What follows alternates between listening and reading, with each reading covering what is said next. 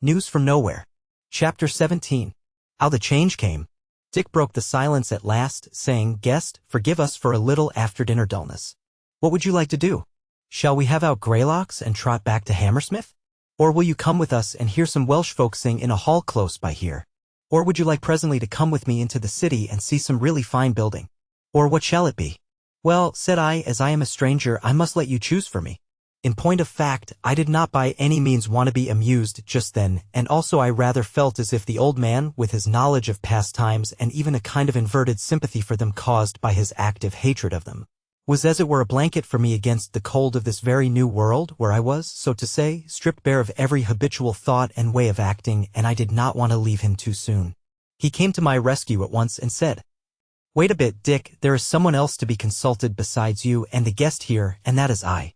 I am not going to lose the pleasure of his company just now, especially as I know he has something else to ask me. So go to your Welsh men, by all means, but first of all bring us another bottle of wine to this nook, and then be off as soon as you like, and come again and fetch our friend to go westward, but not too soon." Dick nodded smilingly, and the old man and I were soon alone in the great hall, the afternoon sun gleaming on the red wine in our tall, quaint-shaped glasses. Then said Hammond, "Does anything especially puzzle you about our way of living, now you have heard a good deal and seen a little of it?" Said I think what puzzles me most is how it all came about. "It well may," said he, "so great as the change is. It would be difficult indeed to tell you the whole story, perhaps impossible. Knowledge, discontent, treachery, disappointment, ruin, misery.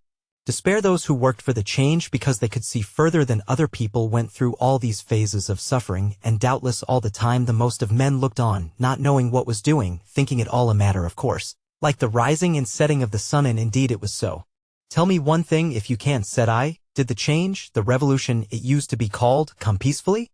"Peacefully," said he, "what peace was there amongst those poor confused wretches of the 19th century? It was war from beginning to end, bitter war, till hope and pleasure put an end to it."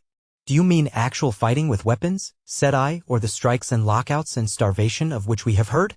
Both, he said. As a matter of fact, the history of the terrible period of transition from commercial slavery to freedom may thus be summarized.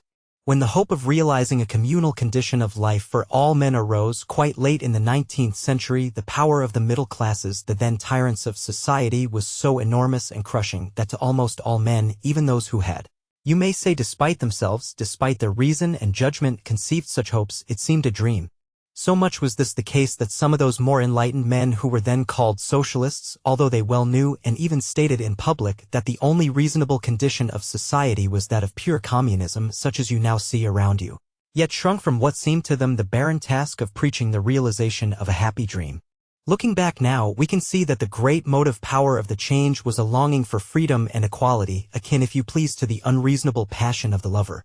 A sickness of heart that rejected with loathing the aimless solitary life of the well-to-do educated man of that time. Phrases, my dear friend, which have lost their meaning to us of the present day. So far removed we are from the dreadful facts which they represent. Well, these men, though conscious of this feeling, had no faith in it as a means of bringing about the change. Nor was that wonderful, for looking around them they saw the huge mass of the oppressed classes too much burdened with the misery of their lives and too much overwhelmed by the selfishness of misery, to be able to form a conception of any escape from it except by the ordinary way prescribed by the system of slavery under which they lived, which was nothing more than a remote chance of climbing out of the oppressed into the oppressing class. Therefore, though they knew that the only reasonable aim for those who would better the world was a condition of equality, in their impatience and despair they managed to convince themselves that if they could by hook or by crook get the machinery of production and the management of property so altered that the lower classes, so the horrible word ran, might have their slavery somewhat ameliorated, they would be ready to fit into this machinery and would use it for bettering their condition. Still more and still more, until at last the result would be a practical equality. They were very fond of using the word practical because the rich would be forced to pay so much for keeping the poor in a tolerable condition that the condition of riches would become no longer valuable and would gradually die out. "Do you follow me?" "Partly," said I. "Go on." Said old Hammond, "Well, since you follow me, you will see that as a theory this was not altogether unreasonable, but practically it turned out a failure." "How so?" said I. "Well, don't you see," said he, "because it involved the making of a machinery by those who didn't know what they wanted the machines to do. So far as the masses of the oppressed class furthered this scheme of improvement, they did it to get themselves improved slave rations, as many of them as could. And if those classes had really been incapable of being touched by that instinct which produced the passion for freedom and equality aforesaid, what would have happened, I think, would have been this: that a certain part of the working classes would have been so far improved in condition that they would have approached the condition of the middling rich men, but below them would have been a great class of most miserable slaves, whose slavery would have been far more hopeless than the older class slavery had been. What stood in the way of this? Said I. Why, of course, said he, just that instinct for freedom aforesaid. It is true that the slave class could not conceive the happiness of a free life. Yet they grew to understand, and very speedily too, that they were oppressed by their masters, and they assumed, you see how justly, that they could do without them, though perhaps they scarce knew how, so that it came to this, that though they could not look forward to the happiness or peace of the freemen, they did at least look forward to the war which a vague hope told them would bring that peace about. Could you tell me rather more closely what actually took place? Said I, for I thought him rather vague here. Yes, he said, I can. That machinery of life for the use of people who didn't know what they wanted of it, and which was known at the time as state socialism, was partly put in motion, though in a very piecemeal way. But it did not work smoothly. It was, of course, resisted at every turn by the capitalists, and no wonder, for it tended more and more to upset the commercial system I have told you of, without providing anything really effective in its place. The result was growing confusion, great suffering amongst the working classes, and, as a consequence, great discontent. For a long time matters went on like this. The power of the upper classes had lessened as their command over wealth lessened, and they could not carry things wholly by the high hand as they had been used to in earlier days. So far the state socialists were justified by the result. On the other hand, the working classes were ill-organized and growing poorer in reality, in spite of the gains, also real in the long run, which they had forced from the masters. Thus matters hung in the balance. The masters could not reduce their slaves to complete subjection, though they put down some feeble and partial riots easily enough. The workers forced their masters to grant them ameliorations, real or imaginary, of their condition, but could not force freedom from them. At last came a great crash. To explain this you must understand that very great progress had been made amongst the workers, though as before said but little in the direction of improved livelihood. I played the innocent and said, in what direction could they improve if not in livelihood? Said he, in the power to bring about a state of things in which livelihood would be full and easy to gain. They had at last learned how to combine after a long period of mistakes and disasters. The workmen had now a regular organization in the struggle against their masters, a struggle which for more than half a century had been accepted as an inevitable part of the conditions of the modern system of labor and production. This combination had now taken the form of a federation of all or almost all the recognized wage-paid employments, and it was by its means that those betterments of the conditions of the workmen had been forced from the masters. And though they were not seldom mixed up with the rioting that happened, especially in the earlier days of their organization, it by no means formed an essential part of their tactics. Indeed, at the time I am now speaking of, they had got to be so strong that most commonly the mere threat of a strike was enough to gain any minor point, because they had given up the foolish tactics of the ancient trades unions of calling out of work a part only of the workers of such and such an industry, and supporting them while out of work on the labor of those that remained in. By this time they had a biggyish fund of money for the support of strikes, and could stop a certain industry altogether for a time if they so determined. Said I, was there not a serious danger of such monies being misused, of jobbery in fact? Old Hammond wriggled uneasily on his seat and said, though all this happened so long ago, I still feel the pain of mere shame when I have to tell you that it was more than a danger, that such rascality often happened. Indeed, more than once the whole combination seemed dropping to pieces because of it. But at the time of which I am telling, things looked so threatening, and to the workmen at least the necessity of their dealing with the fast-gathering trouble which the labor struggle had brought about was so clear, that the conditions of the times had begot a deep seriousness amongst all reasonable people, a determination which put aside all non-essentials, and which to thinking men was ominous of the swiftly approaching change. Such an element was too dangerous for mere traders and self-seekers, and one by one they were thrust out and mostly joined the declared reactionaries. How about those ameliorations? Said I. What were they? Or rather, of what nature? Said he, some of them, and these of the most practical importance to the men's livelihood, were yielded by the masters by direct compulsion on the part of the men. The new conditions of labor so gained were indeed only customary, enforced by no law, but, once established, the masters durst not attempt to withdraw them in face of the growing power of the combined workers. Some again were steps on the path of state socialism, the most important of which can be speedily summed up. At the end of the 19th century, the cry arose for compelling the masters to employ their men a less number of hours in the day. This cry gathered volume quickly, and the masters had to yield to it. But it was, of course, clear that unless this meant a higher price for work per hour, it would be a mere nullity, and that the masters, unless forced, would reduce it to that. Therefore, after a long struggle, another law was passed fixing a minimum price for labor in the most important industries, which again had to be supplemented by a law fixing the maximum price on the chief wares then considered necessary for a workman's life. "You were getting perilously near to the late Roman poor rates," said I, smiling, "and the doling out of bread to the proletariat." "So many said at the time," said the old man drily, "and it has long been a commonplace that slough awaits state socialism in the end, if it gets to the end, which as you know it did not with us. However, it went further than this minimum and maximum business, which by the by we can now see was necessary. The government now found it imperative on them to meet the outcry of the master class at the approaching destruction of commerce as desirable had they known it as the extinction of the cholera which has since happily taken place. And they were forced to meet it by a measure hostile to the masters, the establishment of government factories for the production of necessary wares and markets for their sale. These measures taken altogether did do something. They were in fact of the nature of regulations made by the commander of a beleaguered city. But of course to the privileged classes it seemed as if the end of the world were come when such laws were enacted.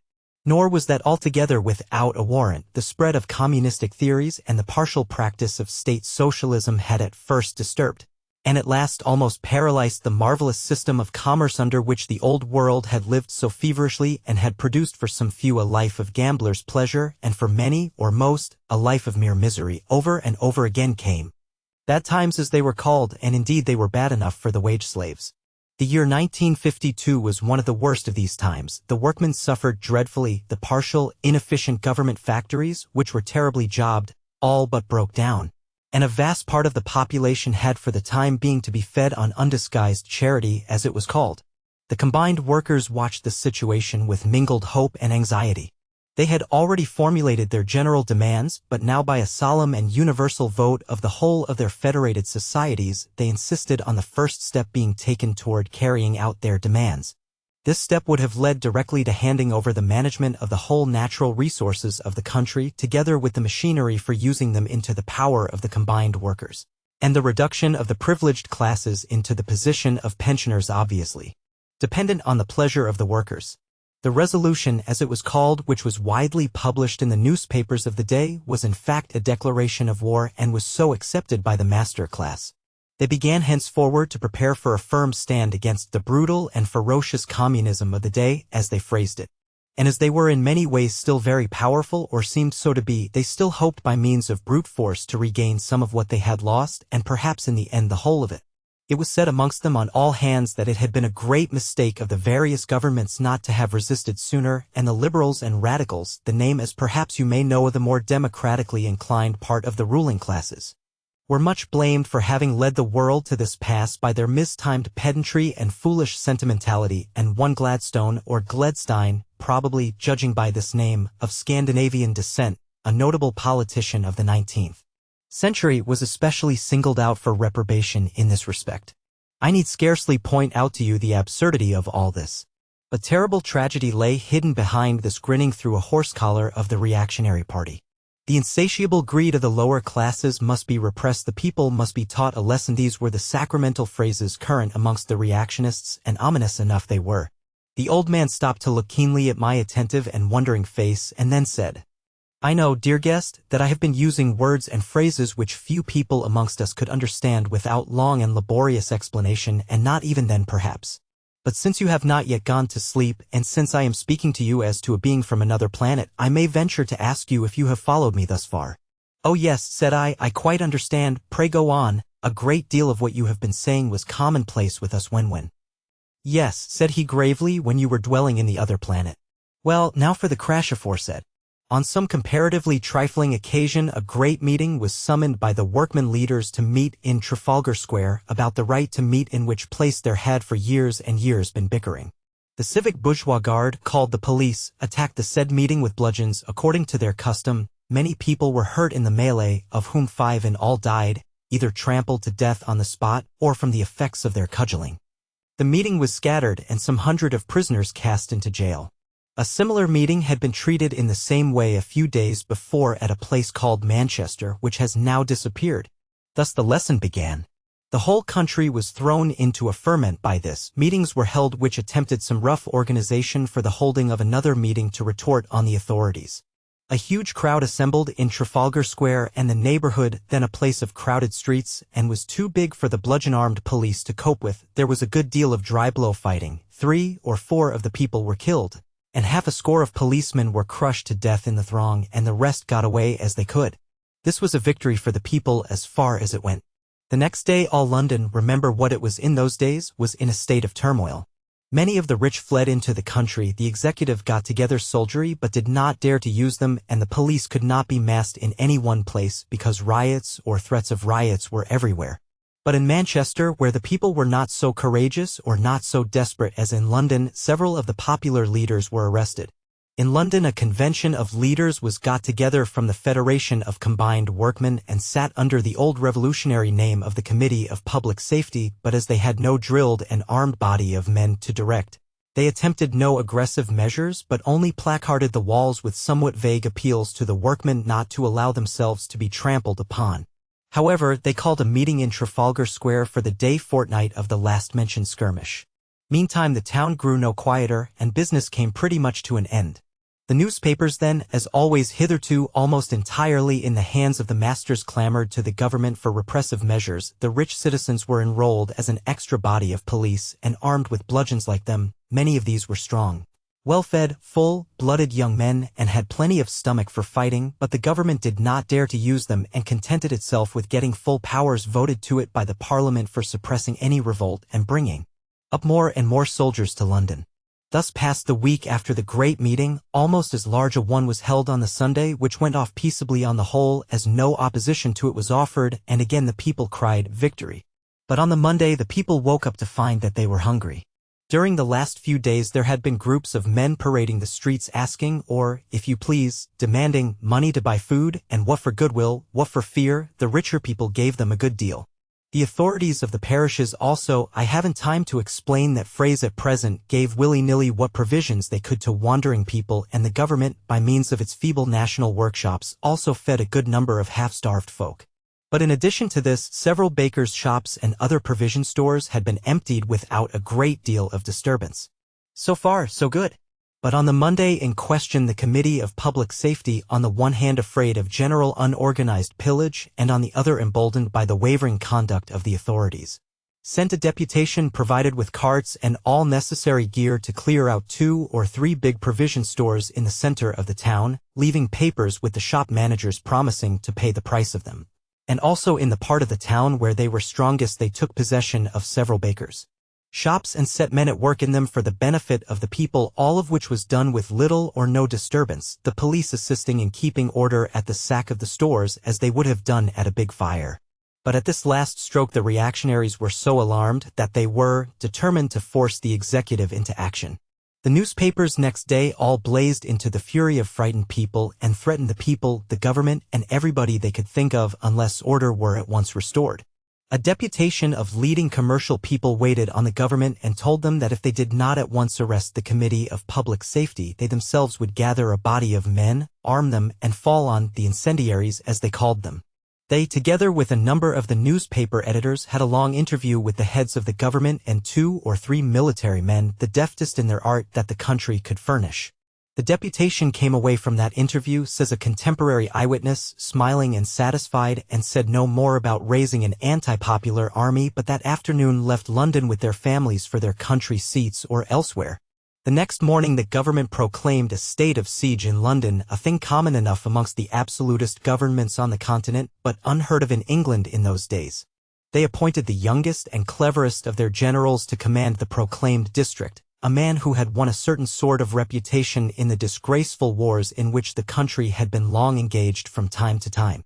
The newspapers were in ecstasies, and all the most fervent of the reactionaries now came to the front, men who in ordinary times were forced to keep their opinions to themselves or their immediate circle, but who began to look forward to crushing once for all the socialist and even democratic tendencies which, said they, had been treated with such foolish indulgence for the last 60 years. But the clever general took no visible action, and yet only a few of the minor newspapers abused him. Thoughtful men gathered from this that a plot was hatching. As for the Committee of Public Safety, whatever they thought of their position, they had now gone too far to draw back, and many of them, it seems, thought that the government would not act. They went on quietly organizing their food supply, which was a miserable driblet when all is said, and also as a retort to the state of siege, they armed as many men as they could in the quarter where they were strongest, but did not attempt to drill or organize them, thinking, perhaps, that they could not at the best turn them into trained soldiers till they had some breathing space. The clever general, his soldiers, and the police did not meddle with all this in the least in the world, and things were quieter in London that weekend, though there were riots in many places of the provinces, which were quelled by the authorities without much trouble. The most serious of these were at Glasgow and Bristol. Well, the Sunday of the meeting came, and great crowds came to Trafalgar Square in procession, the greater part of the committee amongst them, surrounded by their band of men armed somehow or other. The streets were quite peaceful and quiet, though there were many spectators to see the procession pass. Trafalgar Square had no body of police in it. The people took quiet possession of it, and the meeting began. The armed men stood round the principal platform, and there were a few others armed amidst the general crowd, but by far the greater part were unarmed. Most people thought the meeting would go off peaceably, but the members of the committee had heard from various quarters that something would be attempted against them, but these rumors were vague, and they had no idea of what threatened. They soon found out. For before the streets about the square were filled, a body of soldiers poured into it from the northwest corner and took up their places by the houses that stood on the west side. The people growled at the sight of the redcoats. The armed men of the committee stood undecided, not knowing what to do, and indeed this new influx so jammed the crowd together that, unorganized as they were, they had little chance of working through it. They had scarcely grasped the fact of their enemies being there when another column of soldiers, pouring out of the streets which led into the great southern road going down to the Parliament House, still existing and called the Dung Market, and also from the embankment by the side of the Thames, marched up, pushing the crowd into a denser and denser mass, and formed along the south side of the square. Then any of those who could see what was going on knew at once that they were in a trap and could only wonder what would be done with them. The closely packed crowd would not or could not budge, except under the influence of the height of terror which was soon to be supplied to them. A few of the armed men struggled to the front or led up to the base of the monument which then stood there, that they might face the wall of hidden fire before them, and to most men there were many women amongst them. It seemed as if the end of the world had come, and today seemed strangely different from yesterday. No sooner were the soldiers drawn up aforesaid than, says an eyewitness, a glittering officer on horseback came prancing out from the ranks on the south and read something from a paper which he held in his hand, which something very few heard. But I was told afterwards that it was an order for us to disperse and a warning that he had legal right to fire on the crowd else, and that he would do so.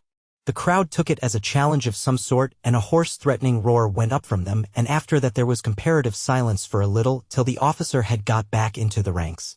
I was near the edge of the crowd, towards the soldiers, says this eyewitness, and I saw 3 little machines being wheeled out in front of the ranks, which I knew for mechanical guns. I cried out, "Throw yourselves down. They are going to fire." But no one scarcely could throw himself down, so tight as the crowd were packed. I heard a sharp order given, and wondered where I should be the next minute, and then it was as if the earth had opened and hell had come up bodily amidst us. It is no use trying to describe the scene that followed. Deep lanes were mowed amidst the thick crowd, the dead and dying covered the ground, and the shrieks and wails and cries of horror filled all the air, till it seemed as if there were nothing else in the world but murder and death. Those of our armed men who were still unhurt cheered wildly and opened a scattering fire on the soldiers. 1 or 2 soldiers fell, and I saw the officers going up and down the ranks urging the men to fire again, but they received the orders in sullen silence and let the butts of their guns fall. Only one sergeant ran to a machine gun and began to set it going, but a tall young man, an officer too, ran out of the ranks and dragged him back by the collar, and the soldiers stood there motionless while the horror-stricken crowd, nearly wholly unarmed, for most of the armed men had fallen in that first discharge, drifted out of the square. I was told afterwards that the soldiers on the west side had fired also and done their part of the slaughter. How I got out of the square I scarcely know. I went, not feeling the ground under me, what with rage and terror and despair. So says our eyewitness. The number of the slain on the side of the people in that shooting during a minute was prodigious, but it was not easy to come at the truth about it. It was probably between 1 and 2,000. Of the soldiers, 6 were killed outright and a dozen wounded. I listened, trembling with excitement. The old man's eyes glittered and his face flushed as he spoke and told the tale of what I had often thought might happen. Yet I wondered that he should have got so elated about a mere massacre, and I said, "How fearful! And I suppose that this massacre put an end to the whole revolution for that time." "No, no," cried old Hammond, "it began it." He filled his glass and mine and stood up and cried out, "Drink this glass to the memory of those who died there, for indeed it would be a long tale to tell how much we owe them." I drank and he sat down again and went on. "That massacre of Trafalgar Square began the Civil War, though, like all such events, it gathered head slowly and people scarcely knew what a crisis they were acting in. Terrible as the massacre was, and hideous and overpowering as the first terror had been, when the people had time to think about it, their feeling was one of anger rather than fear. Although the military organization of the state of siege was now carried out without shrinking by the clever young general. For though the ruling classes when the news spread next morning felt one gasp of horror and even dread, yet the government and their immediate backers felt that now the wine was drawn and must be drunk. However, even the most reactionary of the capitalist papers, with two exceptions, stunned by the tremendous news, simply gave an account of what had taken place without making any comment upon it. The exceptions were one, a so-called liberal paper, the government of the day was of that complexion, which, after a preamble in which it declared its undeviating sympathy with the cause of labor, proceeded to point out that in times of revolutionary disturbance it behoved the government to be just but firm, and that by far the most merciful way of dealing with the poor madmen who were attacking the very foundations of society, which had made them mad and poor, was to shoot them at once, so as to stop others from drifting into a position in which they would run a chance of being shot. In short, it praised the determined action of the government as the acme of human wisdom and mercy, and exulted in the inauguration of an epoch of reasonable democracy free from the tyrannical fads of socialism. The other exception was a paper thought to be one of the most violent opponents of democracy, and so it was, but the editor of it found his manhood and spoke for himself and not for his paper. In a few simple, indignant words he asked people to consider what a society was worth which had to be defended by the massacre of unarmed citizens, and called on the government to withdraw their state of siege and put the general and his officers who fired on the people on their trial for murder. He went further and declared that whatever his opinion might be as to the doctrines of the socialists, he for one should throw in his lot with the people, until the government atoned for their atrocity by showing that they were prepared to listen to the demands of men who knew what they wanted and whom the decrepitude of society forced into pushing their demands in some way or other. Of course, this editor was immediately arrested by the military power, but his bold words were already in the hands of the public and produced a great effect, so great an effect that the government, after some vacillation, withdrew the state of siege, though at the same time it strengthened the military organization and made it more stringent. 3 of the Committee of Public Safety had been slain in Trafalgar Square, of the rest the greater part went back to their old place of meeting, and there awaited the event calmly. They were arrested there on the Monday morning and would have been shot at once by the general, who was a mere military machine, if the government had not shrunk before the responsibility of killing men without any trial. There was at first a talk of trying them by a special commission of judges, as it was called, before a set of men bound to find them guilty and whose business it was to do so. But with the government the cold fit had succeeded to the hot one, and the prisoners were brought before a jury at the assizes. There a fresh blow awaited the government, for in spite of the judge's charge, which distinctly instructed the jury to find the prisoners guilty, they were acquitted, and the jury added to their verdict a presentment in which they condemned the action of the soldiery, in the queer phraseology of the day, as rash, unfortunate, and unnecessary. The Committee of Public Safety renewed its sittings, and from thenceforth was a popular rallying point in opposition to the Parliament. The government now gave way on all sides and made a show of yielding to the demands of the people, though there was a widespread plot for effecting a coup d'état set on foot between the leaders of the two so-called opposing parties in the parliamentary faction fight. The well-meaning part of the public was overjoyed and thought that all danger of a civil war was over. The victory of the people was celebrated by huge meetings held in the parks and elsewhere in memory of the victims of the Great Massacre. But the measures passed for the relief of the workers, though to the upper classes they seemed ruinously revolutionary, were not thorough enough to give the people food and a decent life, and they had to be supplemented by unwritten enactments without legality to back them. Although the government and parliament had the law courts, the army, and society at their backs, the Committee of Public Safety began to be a force in the country and really represented the producing classes. It began to improve immensely in the days which followed on the acquittal of its members. Its old members had little administrative capacity, though with the exception of a few self-seekers and traitors, they were honest, courageous men, and many of them were endowed with considerable talent of other kinds.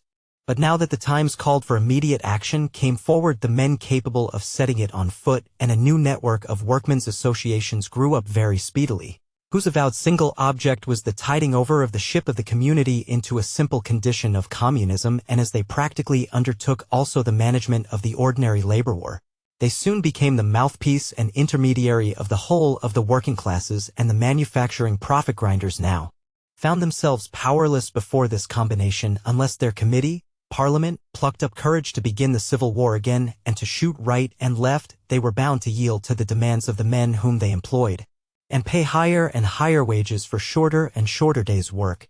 Yet one ally they had, and that was the rapidly approaching breakdown of the whole system founded on the world market and its supply, which now became so clear to all people that the middle classes, shocked for the moment into condemnation of the government for the great massacre, turned round nearly in a mass and called on the government to look to matters and put an end to the tyranny of the socialist leaders. Thus stimulated, the reactionist plot exploded probably before it was ripe, but this time the people and their leaders were forewarned and, before the reactionaries could get underway, had taken the steps they thought necessary. The Liberal government, clearly by collusion, was beaten by the Conservatives, though the latter were nominally much in the minority. The popular representatives in the House understood pretty well what this meant, and after an attempt to fight the matter out by divisions in the House of Commons, they made a protest, left the House, and came in a body to the Committee of Public Safety. And the Civil War began again in good earnest. Yet its first act was not one of mere fighting. The new Tory government determined to act, yet durst not reenact the state of siege, but it sent a body of soldiers and police to arrest the Committee of Public Safety in the lump. They made no resistance, though they might have done so, as they had now a considerable body of men who were quite prepared for extremities. But they were determined to try first a weapon which they thought stronger than street fighting. The members of the committee went off quietly to prison, but they had left their soul and their organization behind them. For they depended not on a carefully arranged center with all kinds of checks and counter-checks about it, but on a huge mass of people in thorough sympathy with the movement, bound together by a great number of links of small centers with very simple instructions. These instructions were now carried out. The next morning, when the leaders of the reaction were chuckling at the effect which the report in the newspapers of their stroke would have upon the public, no newspapers appeared, and it was only towards noon that a few straggling sheets, about the size of the gazettes of the 17th century, worked by policemen, soldiers, managers, and press writers, were dribbled through the streets. They were greedily seized on and read, but by this time the serious part of their news was stale, and people did not need to be told that the general strike had begun. The railways did not run, the telegraph wires were unserved, flesh, fish, and green stuff brought to market was allowed to lie there still packed and perishing, the thousands of middle-class families who were utterly dependent for the next meal on the workers, made frantic efforts through their more energetic members to cater for the needs of the day, and amongst those of them who could throw off the fear of what was to follow, there was, I am told, a certain enjoyment of this unexpected picnic, a forecast of the days to come, in which all labor grew pleasant. So passed the first day, and towards evening the government grew quite distracted. They had but one resource for putting down any popular movement, to wit, mere brute force, but there was nothing for them against which to use their army and police. No armed bodies appeared in the streets. The offices of the Federated Workmen were now, in appearance, at least, turned into places for the relief of people thrown out of work, and under the circumstances they durst not arrest the men engaged in such business, all the more as even that night many quite respectable people applied at these offices for relief, and swallowed down the charity of the revolutionists along with their supper.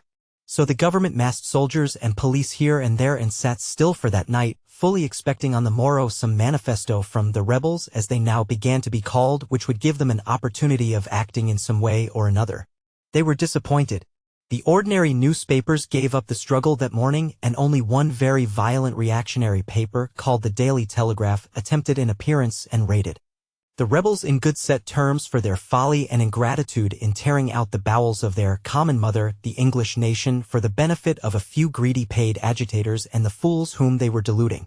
On the other hand, the socialist papers, of which three only, representing somewhat different schools, were published in London, came out full to the throat of well-printed matter. They were greedily bought by the whole public, who, of course, like the government, expected a manifesto in them. but they found no word of reference to the great subject. It seemed as if their editors had ransacked their drawers for articles which would have been in place 40 years before under the technical name of educational articles. Most of these were admirable and straightforward expositions of the doctrines and practice of socialism, free from haste and spite and hard words, and came upon the public with a kind of May-Day freshness amidst the worry and terror of the moment. And though the knowing well understood that the meaning of this move in the game was mere defiance and a token of irreconcilable hostility to the then rulers of society, and though, also, they were meant for nothing else by the rebels, yet they really had their effect as educational articles. However, education of another kind was acting upon the public with irresistible power and probably cleared their heads a little. As to the government, they were absolutely terrified by this act of boycotting, the slang word then current for such acts of abstention. Their counsels became wild and vacillating to the last degree. 1 hour they were for giving way for the present till they could hatch another plot, the next they all but sent an order for the arrest and the lump of all the workmen's committees. The next they were on the point of ordering their brisk young general to take any excuse that offered for another massacre. But when they called to mind that the soldiery in that battle of Trafalgar Square were so daunted by the slaughter which they had made that they could not be got to fire a second volley, they shrank back again from the dreadful courage necessary for carrying out another massacre. Meantime the prisoners, brought the second time before the magistrates under a strong escort of soldiers, were the second time remanded. The strike went on this day also. The workmen's committees were extended and gave relief to great numbers of people, for they had organized a considerable amount of production of food by men whom they could depend upon. Quite a number of well-to-do people were now compelled to seek relief of them. But another curious thing happened. A band of young men of the upper classes armed themselves and coolly went marauding in the streets, taking what suited them of such eatables and portables that they came across in the shops which had ventured to open. This operation they carried out in Oxford Street, then a great street of shops of all kinds. The government, being at that hour in one of their yielding moods, thought this a fine opportunity for showing their impartiality in the maintenance of order, and sent to arrest these hungry rich youths, who, however, surprised the police by a valiant resistance, so that all but 3 escaped. The government did not gain the reputation for impartiality which they expected from this move, for they forgot that there were no evening papers, and the account of the skirmish spread wide indeed, but in a distorted form, for it was mostly told simply as an exploit of the starving people from the East End, and everybody thought it was but natural for the government to put them down when and where they could. That evening the rebel prisoners were visited in their cells by very polite and sympathetic persons who pointed out to them what a suicidal course they were following and how dangerous these extreme courses were for the popular cause. Says one of the prisoners, "It was great sport comparing notes when we came out anent the attempt of the government to get at us separately in prison, and how we answered the blandishments of the highly intelligent and refined persons set on to pump us." One laughed, another told extravagant longbow stories to the envoy, a third held a sulky silence, a fourth damned the polite spy and bade him hold his jaw, and that was all they got out of us.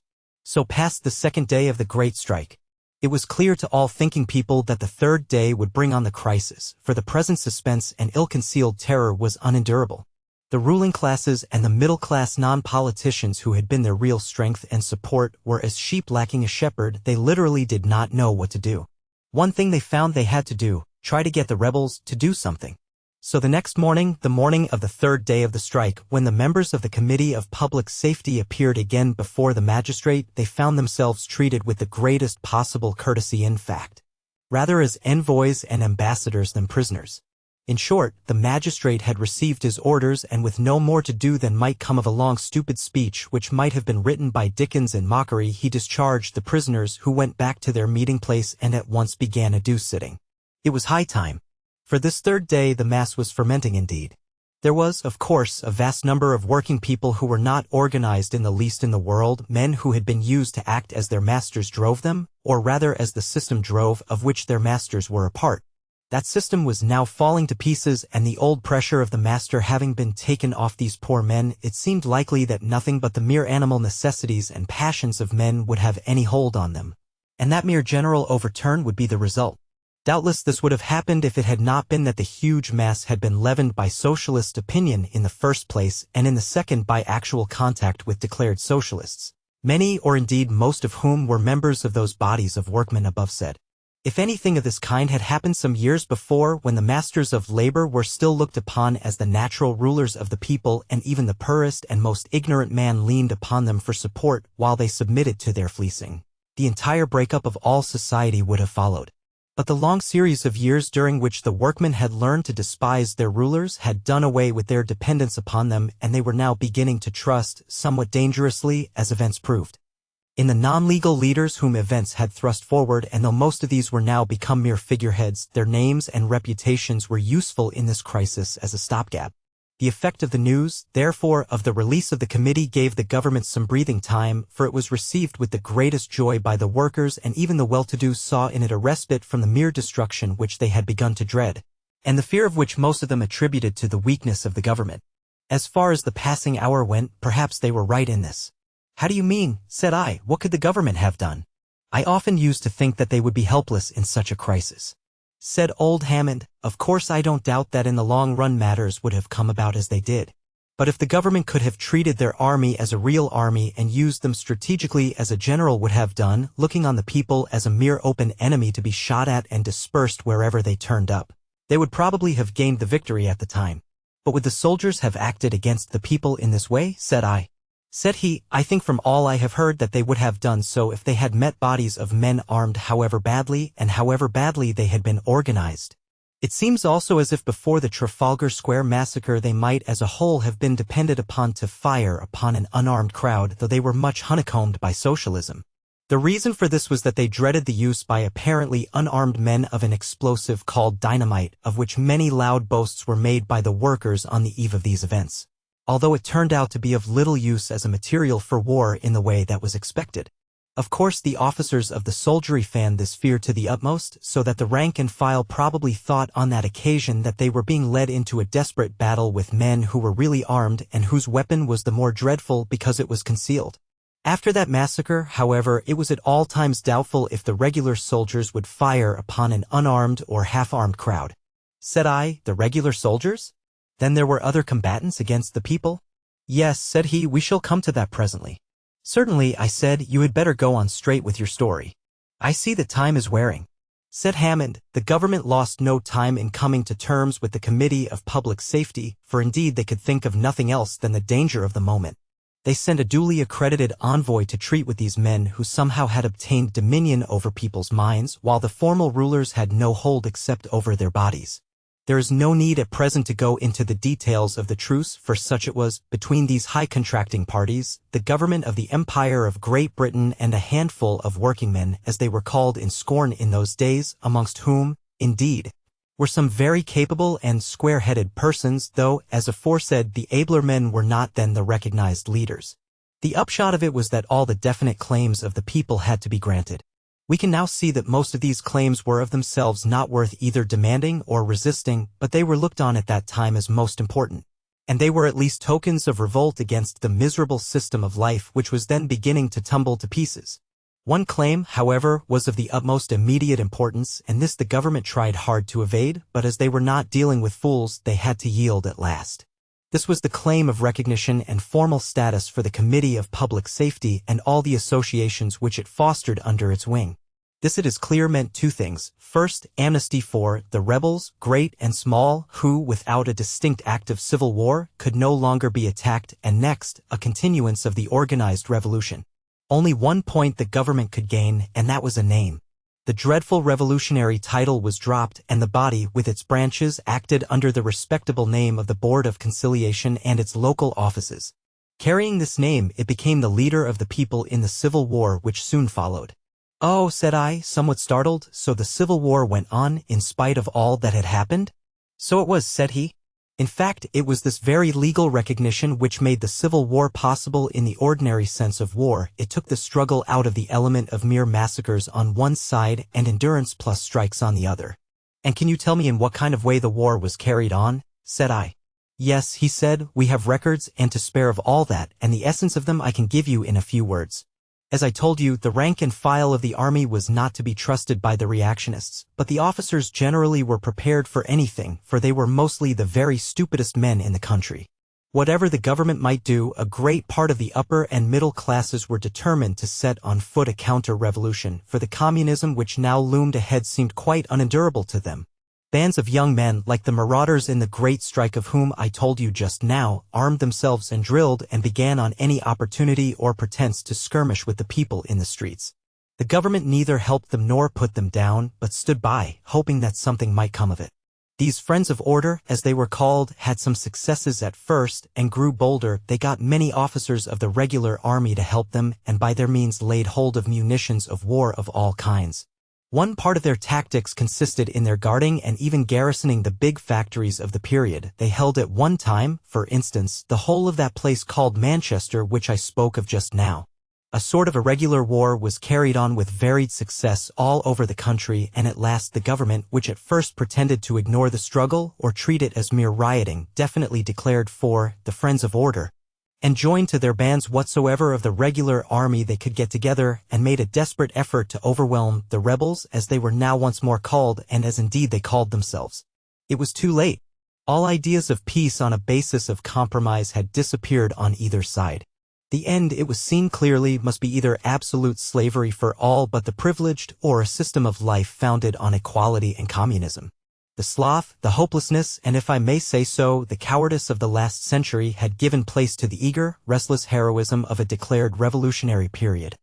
I will not say that the people of that time foresaw the life we are leading now, but there was a general instinct amongst them towards the essential part of that life.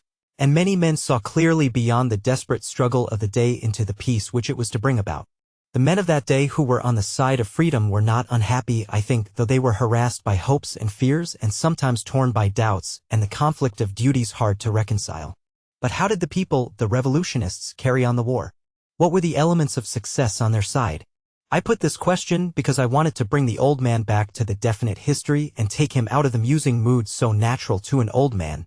He answered, well, they did not lack organizers for the very conflict itself, in days when, as I told you, men of any strength of mind cast away all consideration for the ordinary business of life, developed the necessary talent amongst them. Indeed, from all I have read and heard, I much doubt whether, without this seemingly dreadful civil war, the due talent for administration would have been developed amongst the working men. Anyhow, it was there, and they soon got leaders far more than equal to the best men amongst the reactionaries. For the rest, they had no difficulty about the material of their army, for that revolutionary instinct so acted on the ordinary soldier in the ranks that the greater part, certainly the best part, of the soldiers joined the side of the people. But the main element of their success was this, that wherever the working people were not coerced, they worked, not for the reactionists, but for the rebels. The reactionists could get no work done for them outside the districts where they were all-powerful, and even in those districts they were harassed by continual risings and in all cases and everywhere got nothing done without obstruction and black looks and sulkiness.